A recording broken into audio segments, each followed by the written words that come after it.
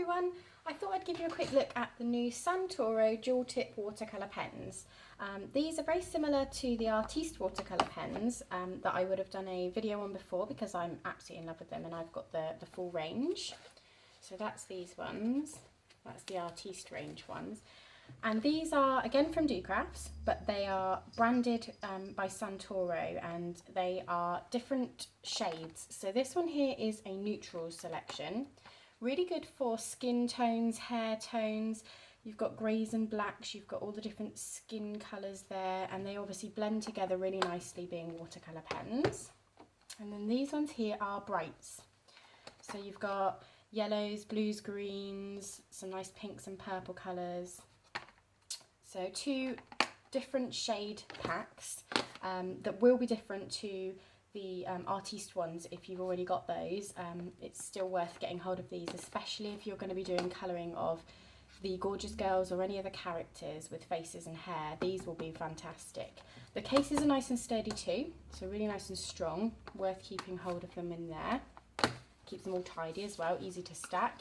And I thought I'd just show you quickly how I use my watercolour pens and do the blending. So I'll just open up the neutrals one here and give you a quick look. So all the pens again have got the brush end and they've got the fine end. So you can use either or depending on how you prefer to do it.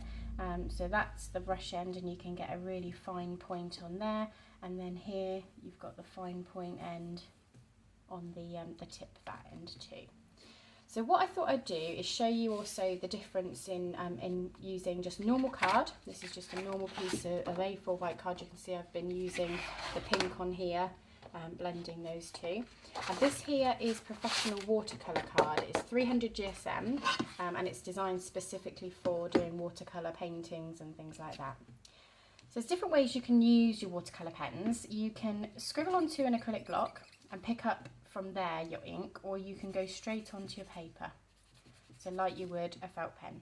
So these are really, because of the bright colours and the quality of the ink coming out, you could use them just as felt tip pens if you wanted to in your sort of colouring books and things like that. But I'm going to show you how you can use them as watercolours. So I like to use a water brush because I can control the flow of the water, but you can also use a pot of water and some normal brushes. I'll show you quickly here how you can blend once you've already put it onto the paper. As you can see, nice and easy, didn't take very long to blend out, and you can go from the strong pigment and you can blend it right out into a really fine, if you're adding more and more water, really, really light, darker, and you can see the more water I'm adding, the lighter it becomes. Really quality as well. You can just see it's not bubbling, it's not getting fading or anything, in the sense of the ink isn't making the paper go all funny, and that's the watercolour paper that I'm doing on here.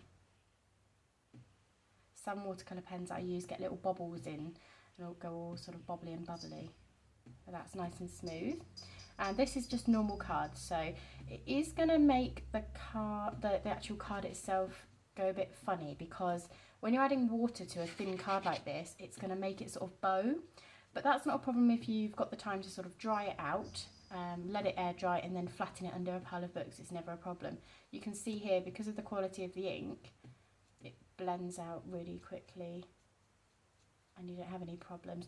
You will get that sort of, because it's not watercolour paper though, you're going to get this area here, it's going to take longer to blend it out, which is why I usually use watercolour paper. But if I'm stamping an image, sometimes on watercolour paper, because of its texture, you don't get the fine lines. So if I'm doing sort of freehand, it's really good on watercolour, whereas if I'm doing stamped, I often do use card, because I will stamp onto a nice flat piece of card, then go for it and colour in. But it still gets that colour out there, it just takes a little bit longer for you to blend it out. There you go, as you can see. That one there completely smooth quite quickly. That one there, you've still got that intensity of colour, and you just got to keep working it out. And it will bow the paper slightly. I don't know if you can see the bow there, the little dip. But once you dry it and then just rest it under a pile of books, it'll be absolutely fine. So that's the difference between watercolour paper and card when you're using watercolour inks. That's, you know, regardless of what pens you're using or what watercolour you're using, the difference in paper is going to be the same because you're adding that water to it. So that was to show you A, the difference in paper, and B, how you can go straight on with the pen and then start working out and blending with the water. Now here I'll show you how you can put it onto the acrylic block like I did a moment ago and pick it up with your brush and water, or your water brush like me, and then you can blend it on from there. So it's quite nice if you want to get tiny little areas done. You can see there that you can really pick up tiny little bits and blend into little areas, or you can pick up lots and you can blend it all out. Picked up a bit of dirt there from my brush, probably on the acrylic block. There we go. So you get the same effect, and you can blend out. You see how easy it was there for me to blend out those two dark patches. Blend it out like that. So that shows how you can pick it up off the acrylic block and put it onto your paper like that. So just the same way, I'll do it with a brush and some water, just to show you, you do the same thing when you're doing it that way. It's just that I like to use my water brush because I just find it easier, especially when I'm out and about. I don't have a pot of water with me, so I've got my water brush.